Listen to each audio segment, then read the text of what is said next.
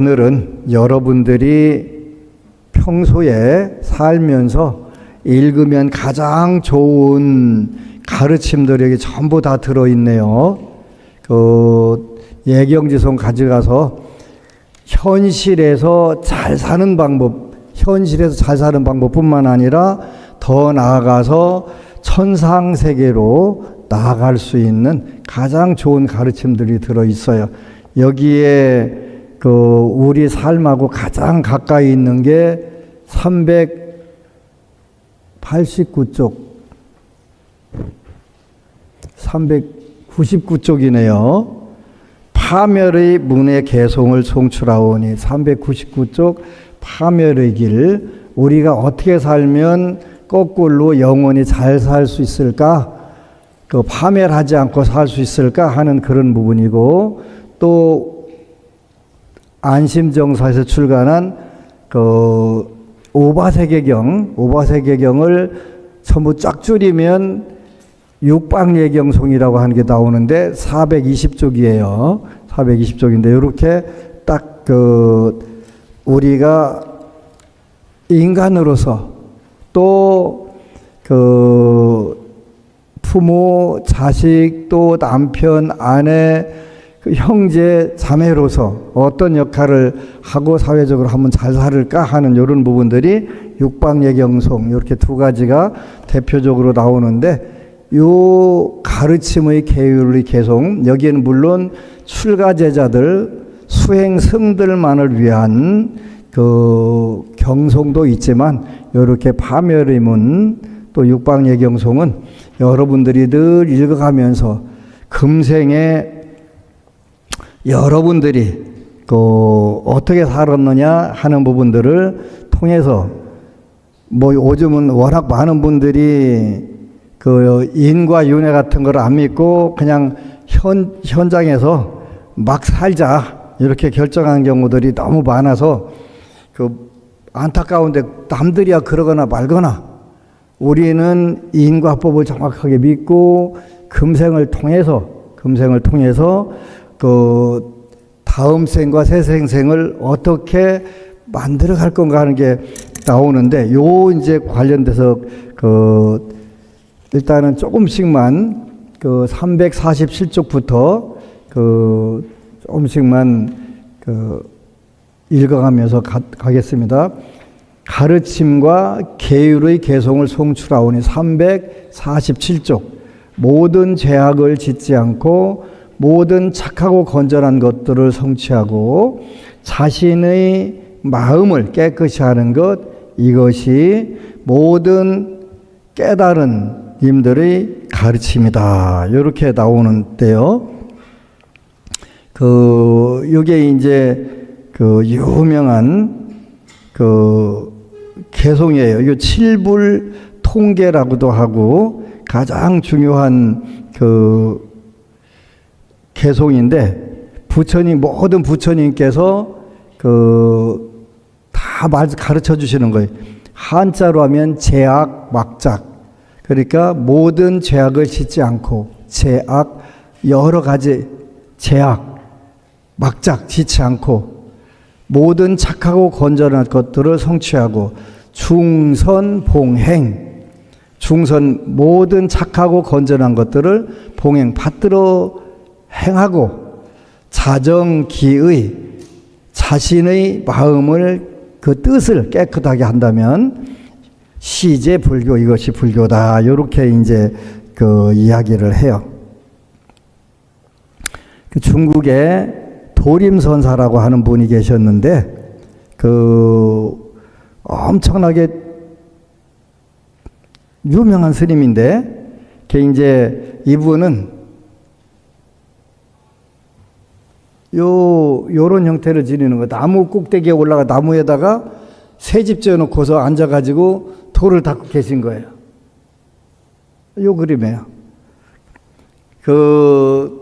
그래서 이제 새집 스님, 새처럼 집 지어놓고서 나무에서 앉아갖고 도 닦는다고 새집 스님인데, 요때 이제 중국의 문장가 중에서 단연 손꼽히는 분 중에 하나가 백낙천이라고 하는 분이 있어요.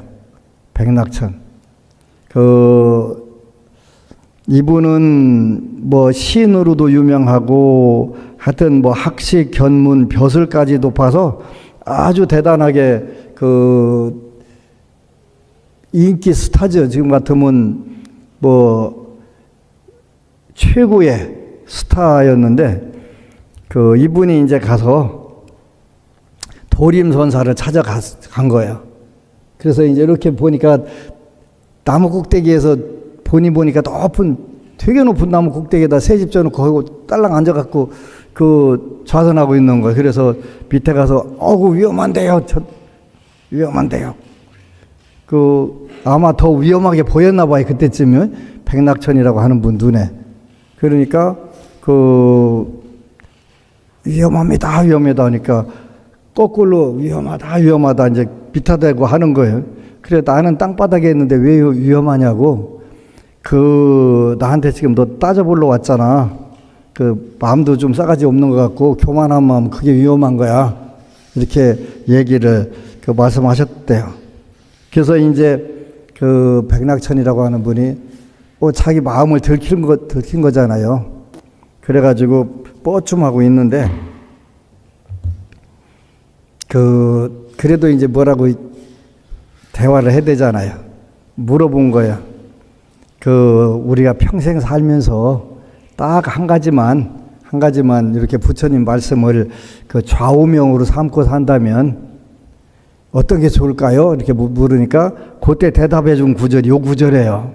모든 죄악을 짓지 않고 모든 착하고 건전한 것들을 성취하고 자신의 마음을 깨끗이 한다면 하는 것, 이것이 모든 깨달은 님들의 부처님들의 가르침이다. 그랬더니 아니 스님 내가 누구요? 백낙천, 당나라 그 시대의 최고 지성인 겸 인기스타 겸 시인 겸 나한테 그게 할 얘기냐고. 그 얘기를 하는, 그러지, 여러분들도 그러잖아요. 그럴 거 아니에요, 그지? 아니 나한테 그거 할 얘기냐고. 그랬더니 그때 이제 도림선사라는 분이 당나라 송나라 때는 불교를 모르는 어린 애들이 없었어요. 애들부터 다 하는 거예요. 이렇게 8살 소년도 알지만 80살 노인네도 실천하기 힘든 거예요. 그 말씀을 빵 얻어맞고서 이제 아주 뒤로 겸손하게 세상을 잘 살았다는 거예요. 조선시대 때 우리 충청남도 아산에 맹씨 가문에 재상이 하나 있었어요. 맹사성이라고 여러분들이 잘 아는 분이지. 조선시대 소년급제 해가지고 아주 대단했는데 어느 스님이 엄청 똑똑하다 그래서 한번 찾아가 본 거예요.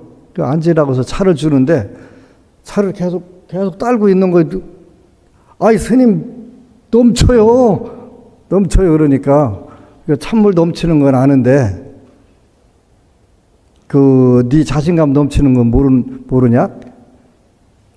그래갖고 이제 창피해가지고 큰 조선시대 때 세종 때 최고 엘리트 스님한테 가서 한 방 얻어맞으니까 쪽이 팔리지 않겠어요. 그냥 미안해가지고 헐레벌떡 나가다가 문 틀에다가 머리를 꼬당 부닥대 숙여 했는데 하기 전에 가서 빵 부닥친 거예요. 그래서 숙여. 근데 그 얘기도 떨어지자마자 가서 문트다 꽝 바꿔서 그냥, 그래서 맹사성이라고 하는 재상이 평생 숙여 요 마음을 새기고 살았대요. 그래서 소년급제에서 기세 등등했던 백낙천이라고 하는 분이나 맹사성이라고 하는 분이 바로 요런 이제 가장, 우리도 여러분이나 나도 마찬가지예요. 가장 8살 먹은 애도 하는, 삼척동자도 다 아는 얘기지만 8살 먹은 애들도 알지만 80살 먹은 노인도 실천은 어려워. 그 얘기 한마디 땅 했다고 하는 분이 저 나무 꼭대기에다가 새집 짓고 사는 도림선사라고 하는 분이에요. 그 다음에 2절에 인내하는 것이 최상의 지극한 고행이며 열반이 궁극이다라고 깨닫는 임들이 일컬으니 남을 해치는 자는 출가자가 아니고 남을 괴롭히는 자는 수행자가 아니다. 그런데 이게 쉽진 않아요. 비방을 삼가고 해치지 않고 계행의 덕목을 지키고 식사에서 알맞은 분량을 알고 홀로 떨어져 앉거나 눕고 보다 높은 마음에 전념하는 것, 이것이 모든 깨달은 임들의 가르침이니라. 이렇게 쭉 아주 잘 나와요. 그죠? 근데 이제 그 350쪽에 보면 그 5절이 있는데 요 구절이 굉장히 무서운 구절이에요. 나는 나의 행위의 소유자이고 행위의 상속자이고 행위의 원인자이고 행위의 친연자, 여기는 조연이고 행위의 의지자로서 내가 어떤 행위를 하든 선이나 악을 지으면 그 상속자가 될 것이라고 여자나 남자나 재가자나 출가자나 항상 깊이 성찰해야 하느니라. 이게 무슨 뜻이냐면 이제 그 새해가 돼서 여러분들이 신수도 궁금하고 그런데 이제 하여튼 가능하면 자세히 알려주려고 노력은 해요. 왜 그러냐면 꼭 하나 빼면 거기 가서 꼭 얻어맞아. 여러분들도 마찬가지로 나는 이 정도 기도하니까 됐어. 그러면 꼭 그 신도가 그 해에 얻어맞는 거예요. 그러니까 교만하면 안 된다는 뜻인데 그 사주팔자가 다 맞아. 아니 그게 다 나와요 그러는데 그게 다 나오니까 가지. 근데 무슨 뜻이냐면 그 여러분들이 자기 운명이라고 하잖아요. 내 올해 신수가 내 운명이 내 팔자가 어때요? 자기가 가지고 있는 사주팔자, 자기가 가지고 있는 운명 맞아요. 그죠? 근데 그러면 자기 사주, 자기 팔자다 그럼 무슨 뜻이냐면 바로 여기에는 나는 나의 행위의 소유자이고 여러분들이 행위한 것의 행위의 소유자. 그러니까 여러분들이 행위를 해서 몸과 입과 뜻으로 했던 행위가 전부 다 그게 이제 열매를 맺어가지고 여러분들이 운명, 팔자소관, 사주팔자로 이렇게 잘 만들어진 거예요. 그래서 여기에 뭐라고 첫 번째 뭐냐면 나는 나의 행위의 소유자이고 여러분들이 행위한 것은 다른 사람 소유로 되질 않아. 누구 거? 자기 거. 선업을 지어도 자기 거, 악업을 지어도 자기 거, 자기 거요. 자기 거는 어떻게 알 수 있어요? 자기가 마음대로 할 수 있어. 원래 자기 거니까. 근데 요 사주팔자는 마음대로 안 돼. 자기 거지만 마음대로 안 돼. 그래서 두 번째 뭐라고 하냐면 행위의 상속자이고 여러분들이 재물을 많이 모아놓으면 여러분들 자녀들이 쓰기가 편하잖아요. 그죠? 그래서 상속인 상속자가 누구다 이렇게 하는데 요 행위는 몸과 입과 뜻으로 지은 행위는 누가 상속한다고? 자손이 상속했으면 얼마나 좋겠어요. 그죠? 여러분들이 나쁜 짓 잔뜩 해놓고 다른 사람이 여러분 자손도 아니고 엉뚱한 사람이 특히 여러분들이 미운 사람들이 받아오면 참 좋겠지. 평소에 아주 왼수로 생각하고 미운 사람들 받으면 좋겠는데 그게 안 된대. 이거는 부모 자식 간에도 물려줄 수가 없고 상속이 안 되고 부모 자식 간에 상속 안 되는 게 두 가지가 있어요. 하나는 복이 상속이 안 돼요. 복이. 또 하나는 요 업이 상속이 안 돼요. 이 두 가지가 안 된다는 뜻이에요. 행위의 상속자는 자기 자신이란 말이에요. 그런데 행위의 원인자이고 여기는 원인은 주역. 그 어떤 현실적으로 법에서는 그 주연이 있고 조연이 있어요. 그죠? 근데 이 행위에는 주연도 자기고 조연도 자기라는 거예요. 이거 골치 아픈 거 이게 행위라는 게. 내가 지어갖고 남한테 물려주도 못하고 그대로 지가 다 상속해야 되고 그 다음에 그 역할이 다 있는데 자기가 지은 행위는 주연도 자기고 조연도 자기고 그런 줄 알았더니 행위에 의지자도 자기래.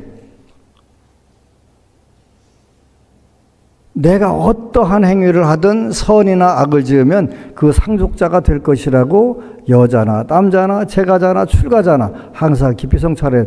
요것만 여러분들이 오늘 조금 이따 외울 시간을 줄까? 저기 나가면서 외운 사람만 나가게 하고 안 외운 사람은 외울 때까지 외우게 시키고. 외우는 게 중요해요. 외우는 게 굉장히 중요해요. 저도 요즘에 이제 외우는 재미가 들려가지고 어떻게 하면 빨리 외운다 하는데 그거 해보니까 잘 외워지더라고요. 그냥 틈만 나면 그 구절 하나 가지고 외우는 거예요. 나는 나의 행위의 소유자이고, 행위의 상속자이고, 행위의 원인자이고, 행위의 친연자이고, 행위의 의지자로서 내가 어떠한 행위를 하든 선이나 악을 지으면 그 상속자가 될 것이라고 여자나 남자나 재가자나 출가자나 항상 깊이 성찰해야 하노니. 자꾸 외우세요. 외워가지고 하게 되면 여러분들이 선한 업은 복을 지었으니까 신나는 건 좋은 거지요. 악업은 누가 뭐라고 하더라도 현실적으로 신나더라도 악업은 짓지 말자는 거예요. 그래서 굉장히 그런 부분들에서 우리가 조심해야 될 부분들, 제일 오늘 중요한 부분들에 나는 나의 행위자이고 원인자이고 친연자이고 또 의지자로서 전부 다 모든 게 하여간 공범도 있고 뭐 다 있지만 이 행위는 오로지 자기 거예요. 공범 무슨 뭐 사주 이런 게 소용없어. 모든 게 자기 거예요. 그러니까 복을 받고 싶으면 복을 받으면 돼요. 그래서 새해에는 복을 많이 지려고는 해요. 저는 뭐 어떤 금생에 있어서 어떤 복을 받으려고 내가 복을 진다? 초기에는 그걸 했어요. 초기에는. 여기 1991년도에 처음 절 짓고 왔는데 조립식 건물로 절 지을 생각을 내가 참 그 방면에 굉장히 괜찮았던 것 같아요, 머리가. 조립식으로 절질 생각을 해갖고 22.5평, 45평을 딱 지었는데 17, 8년 쓰고서 해체할 때 보니까 그게 17, 8년 동안 서 있는 것 자체가 기적이었대. 그 조립식 처음 짓는 사람, 질지도 모르는 사람, 인터넷 뒤져보니까 그때는 이제 하여튼 전화번호 뒤져보니까 짓는 사람이 있더라고요. 그래서 그 사람도 처음으로 짓는 사람이 와서 지었는데 어떻게 그게 우리 여기 한산거사 계신데 그 해체할 때 보니까 이게 17, 8년 서 있을 수 있는 건물이 아니라는 거예요. 부처님 댁으로 서 있었던 거예요.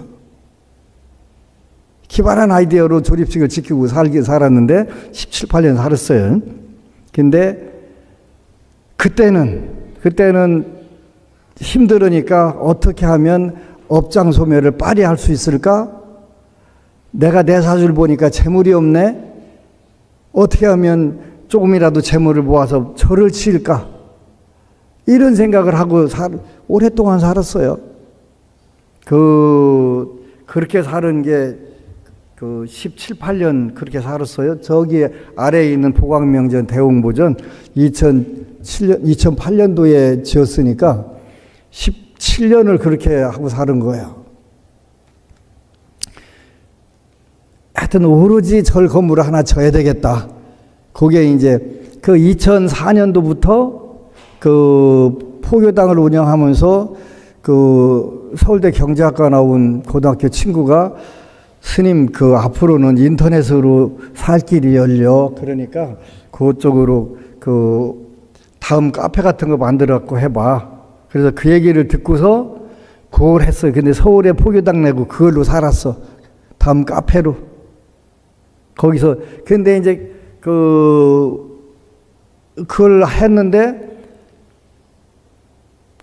안심정 사무원 와보니까 뭘로 돼 있어요? 조립식으로 건물되어 있네. 그렇게 딱 위아래 나를 딱 훑어봐.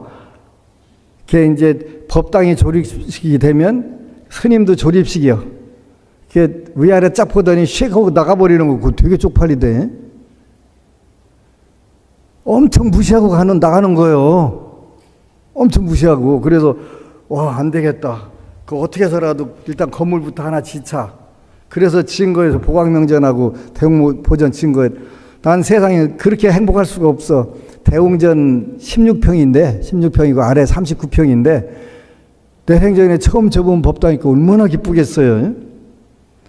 난 막 기뻐 죽겠는데 그것만 보면 자랑하고 죽겠는데 오는 사람도 보고서 별거 아닌 것 같아. 아주 뭐 건물도 조그만 하고 뭐 별거 단청도 안 하고 했구만 그러고 엄청 서운하대요.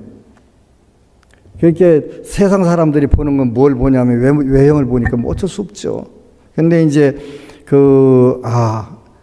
여기 보니까 나는 나의 행위의 소유자이고 상속자이고 주연이고 조연이고 의지자고 다 이거 그러면 어떻게 하면 되지? 그래서 이제 91년도부터 교도소 초코파이를 한 박스, 그 당시 뭐 5,000원, 6,000원 했는데 한 박스 사가지고 가기 시작을 해가지고 벌써 이제 세월이 많이 흘렀네요. 이제 35년 차 들어가니까. 어제는 육군훈련소 법사님이 만나자고 피해 댕기다가 어쩔 수 없이 만나게 됐어요. 종무실에서 내 약속을 잡지 말라고. 만나면 나는 거절 못하니까 그 또 복을 져야 된다고. 근데 이제 만나기는 뭐 결과적으로 만나기를 참 잘한 거예요.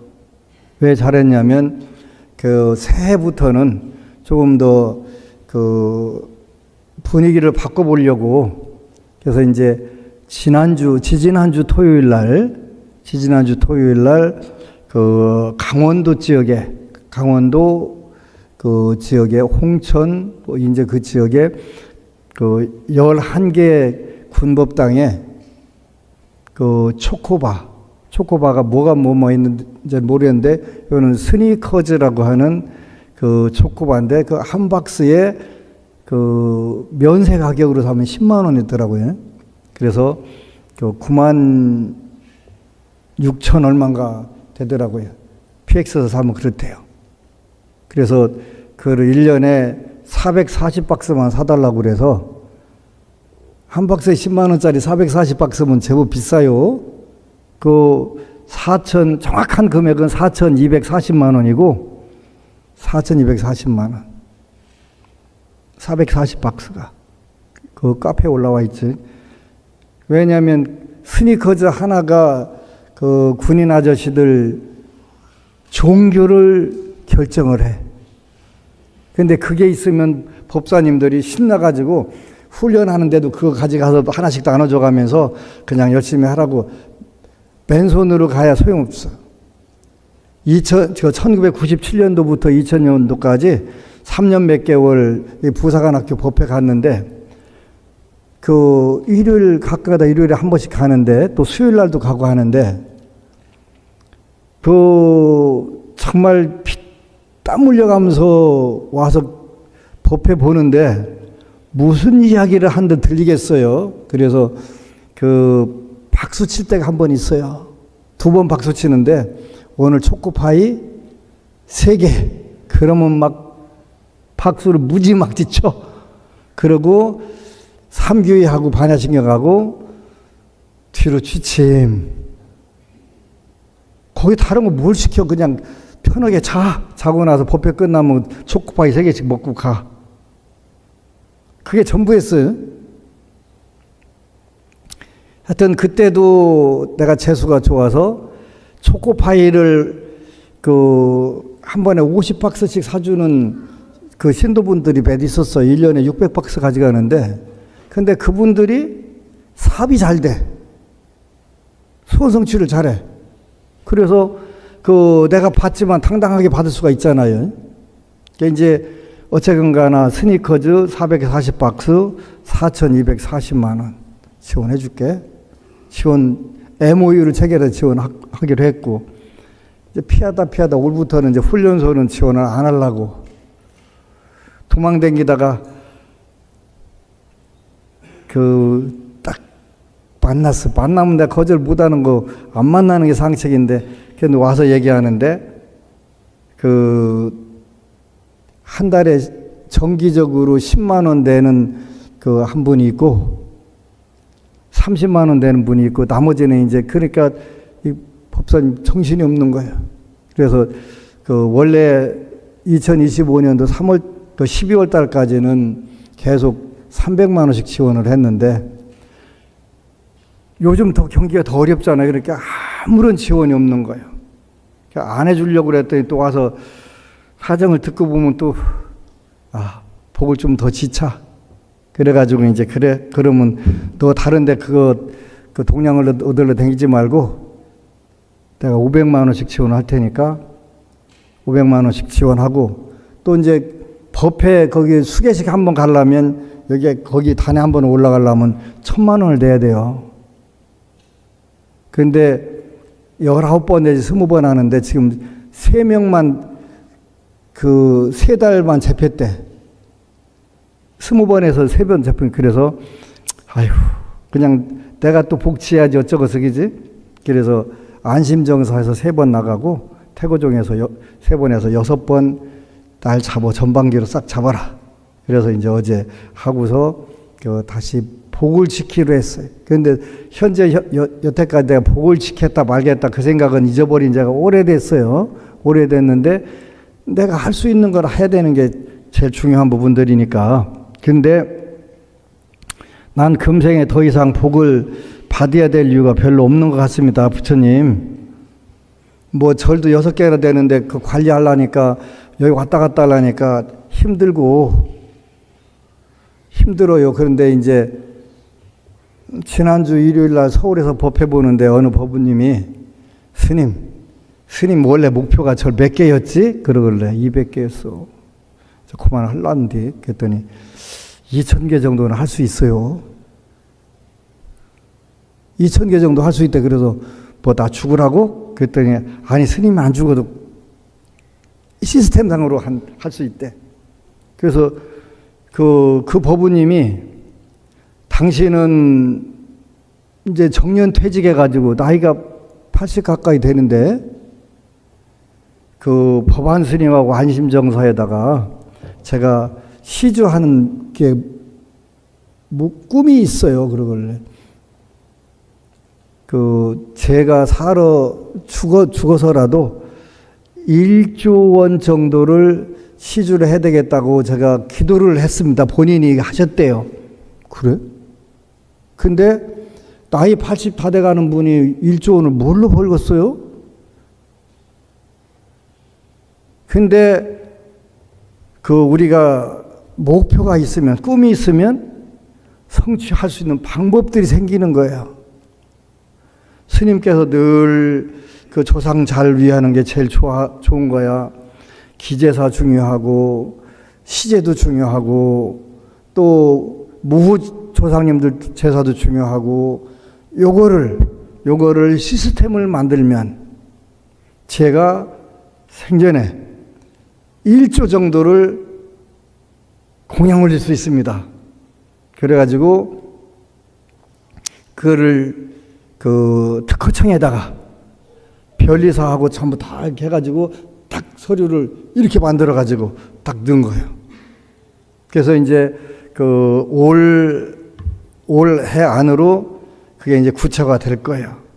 그러면 그분이 특허료로 받는 게 그냥 가볍게 1조가 넘겠더라고요. 특허료가. 역시 꿈이 있는 곳에는 방법이 나오는 거예요. 방법이. 그렇게 되면 2,000개의 절을 100년간 운영할 수 있는 그 경제력도 생기고 200개가 아니라 2,000개. 2,000개의 절을 1년에 2,000개의 절에다가 1억씩 줘가면서 100년간 살아도 아무 문제 없는 그런 시스템이 생기는 거예요. 나는 언제부턴가 내가 복을 짓고 있구나, 뭐 하구나, 이 생각을 잊은 지가 오래됐어요.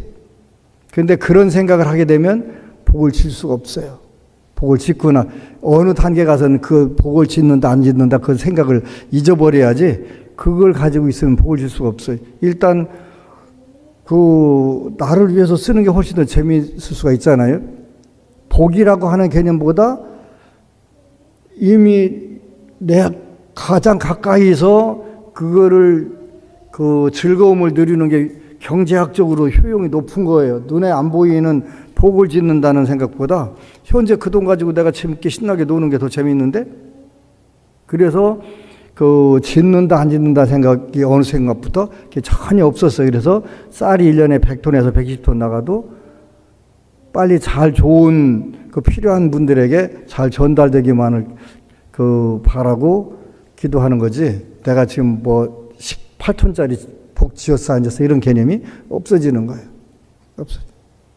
없어지면서 금생에 6개 돌아다니는데도 힘드는데 꼭 뭐 내가 해야 돼? 하는데 그렇게 안 하고 시스템 이제는 인재를 기르고 그 시스템을 만들게 되면 2000개의 사찰을 100년 동안 지원해 주어도 아무 문제가 없는 그 상태가 온 거예요. 아, 이거를 우리가 금강경에서는 무주상보시라고 표현을 하고 지장경에서는 법계회양이라고 표현하는 거구나. 근데 내가 지원하지 않으면 여기가 무너지니까, 그렇다고 내가 그거 가지고 그 절파할 일도 아니니까 지원을 해야지 해서 다시 이제 그런 꿈들을 꿔가면서 이제 목표를 다시 세우고, 원래 부처님 전에서는 목표를 한번 부처님께 서원을 했으면 줄일 수도 없고 건너뛸 수도 없는데, 이제 힘들으니까 아이고 금생에는 그만하겠습니다 했는데, 그게 아니라 200개가 아니라 2000개 내지 5000개도 다 지원해가면서 다 할 수 있게 되겠다. 그래서 금생에는 내가 또다시 포기해야 될 게 있구나 하는 생각을 하는 거예요. 이제는 그냥 기도만 하고 세상 신경 안 쓸래 그랬는데,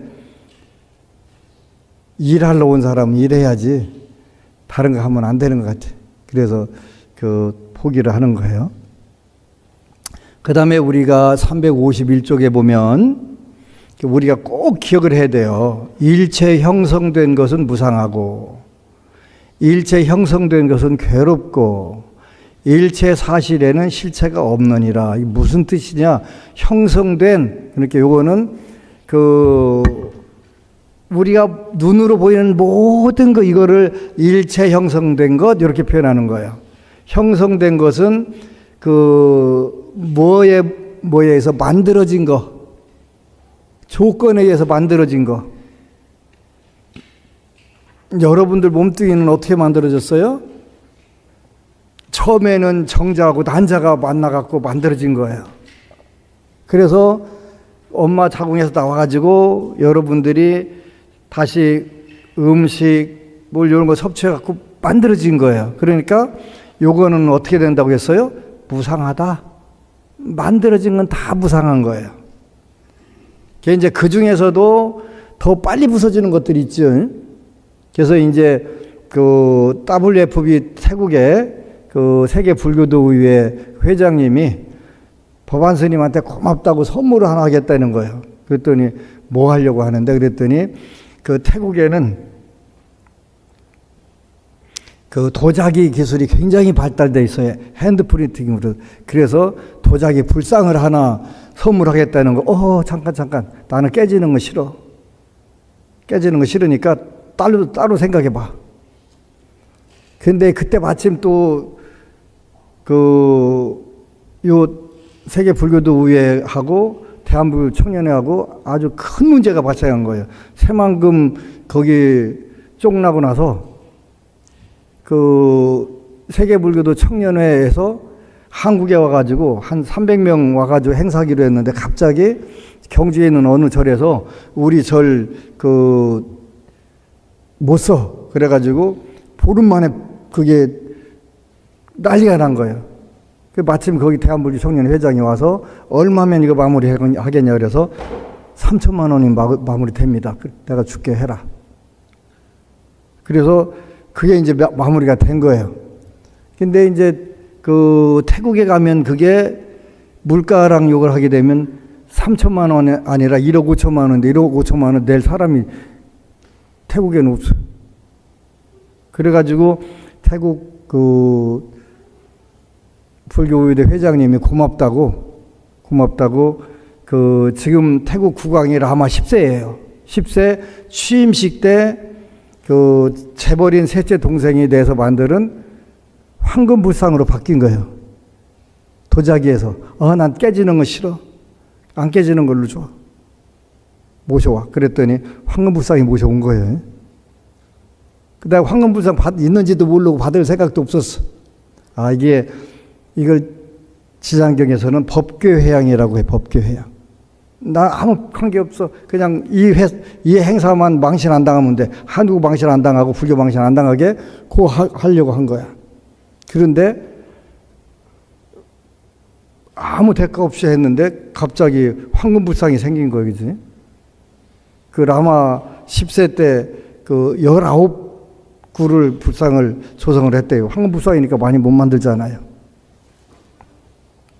일체 형성된 건 무상하고, 여러분들이 저한테 선물하려면 다른 난 현찰을 제일 좋아한다고 늘 얘기했으니까 연초를 맞이해서 또 여러분들이 혹시 잃어버렸을까 싶어서 현찰, 1번 현찰. 그거면 돼. 일체 형성된 것은 무상하고, 일체 형성된 것은 괴롭고, 우리가 안 늙으려고 해도 이 형성된 여러분들 몸도 마음도 전부 뭐예요? 형성된 거예요. 그래서 무상하고 괴로운 거예요. 그 다음에 실체가 없어요. 요 세 가지를 꼭 기억하게 되면, 그 다음 2절을 잘 기억해야 돼요. 우리의 삶은 견고하지 않지만, 우리 삶은 견고하지 않아요. 그지? 천년만년 갈 거라고 생각을 해. 어제도 어느 법우님이 올해 77세 됐어. 그런데 마음은 30대래. 근데 이제 자꾸 몸이 여기저기 말 안 듣기 시작하지. 마음은 30대 맞아. 근데 아니야. 그래서 나의 삶은 견고하지 않지만 나의 죽음은 견고하다. 이 견고하다는 것은 반드시 온다는 뜻이에요. 그지? 여러분들 안 올 것 같잖아요. 나도 그래요. 근데 나이는 먹어가니까 세월이 빠르다는 생각은 해요.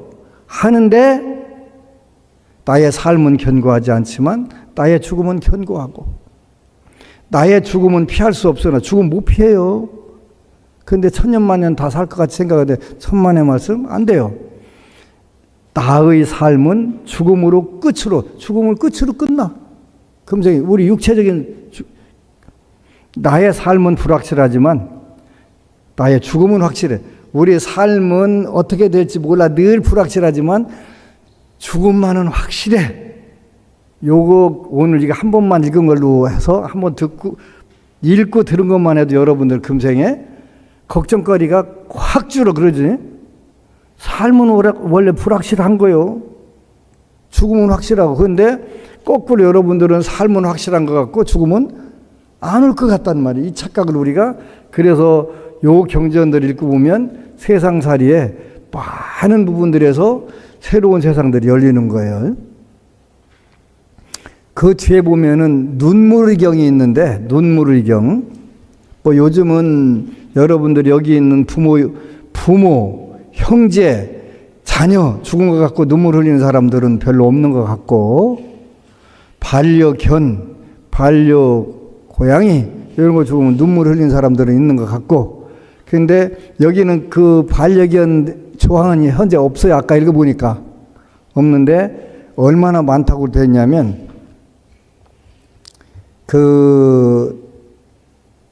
355쪽을 보니까 8절에 보니까 수행승들이여 그대들이 오랜 세월 유전하고 윤회하는 동안 사랑하지 않는 사람과 만나고 사랑하는 사람과 헤어지면서 비탄해하고 울부짖으며 흘린 눈물이 훨씬 더 많아 4대 양의 물에 비할 수가 없느니라.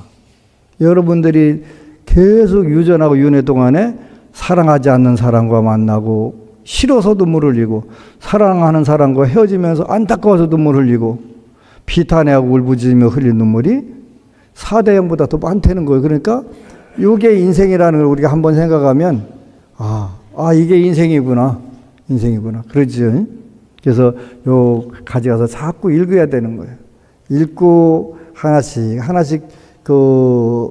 하면 어느새 이런 거였어. 마지막으로 399쪽 20품에 파멸의 문에 개송을 송출하오니 1절에 번영하는 사람도 알아보기 쉽고 파멸도 알아보기 쉬우며 가르침을 사랑하는 사람은 번영하고 가르침을 싫어하는 사람은 파멸하느니라. 요 1절 굉장히 중요한 거예요. 번영하는 사람도 알아보기 쉽고 파멸도 알아보기 쉬우며 가르침을 사랑하는 사람은 번영하고, 여기서 가르침이라고 하는 건 부처님 말씀을 비롯해서 세상을 살아가는 좋은 지혜를 말하는 거예요. 지혜. 가르침을 싫어하는 사람은 파멸하느니라.